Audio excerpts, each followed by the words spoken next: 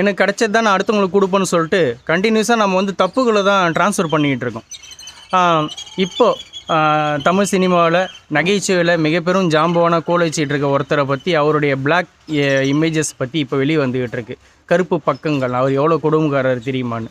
சரி, அவருடைய ஆரம்ப வாழ்க்கையை ஒருத்தர் சொன்னார், பயோகிராஃபி மாதிரி ஒருத்தர் சொன்னார். என்ன சொன்னார்னா, அவர் இது மாதிரி வாய்ப்புக்காக சென்னையில் வந்து ஒரு ப்ரொடக்ஷன் ஆஃபீஸில் ஒரு டைரக்டர் வச்சு இந்த ப்ரொடக்ஷன் ஆஃபீஸில் தங்கிட்டு இருக்கும்போது அந்த ஆஃபீஸில் இந்த டெக்னீஷியன்ஸ் அசிஸ்டன்ட் டைரக்டர்ஸ் வந்து நேரங்காலம் பார்க்காம அவர் வேலை வாங்குவாங்க.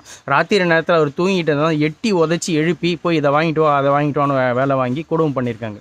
ஓகே, சரி, அவர் அப்போ கஷ்டப்பட்டார், ஒத்துக்கிறேன். ஆனால் அவர் மேலுக்கு வந்ததுக்கப்புறம் பார்த்தீங்கன்னா அவருடைய அசிஸ்டன்ஸை ஏறக்குறைய அதே மாதிரி கொடுமை பண்ணியிருக்காருங்க. அவர் கீழே வேலை செஞ்சவங்க எல்லாரையுமே. ஓகே, இப்போ அது ஒவ்வொரு விஷயமா வெளியே வந்துக்கிட்டு இருக்குது. கொஞ்சம் ஒரு சில பேர் துணிஞ்சு வந்து அவர் எவ்வளோ கொடுமை பண்ணாருன்னு வெளியே சொல்லிக்கிட்டு இருக்காங்க. இப்படி தான் அந்த செயின் நம்ம வளர்த்துக்கிட்டே இருக்கிறோம்.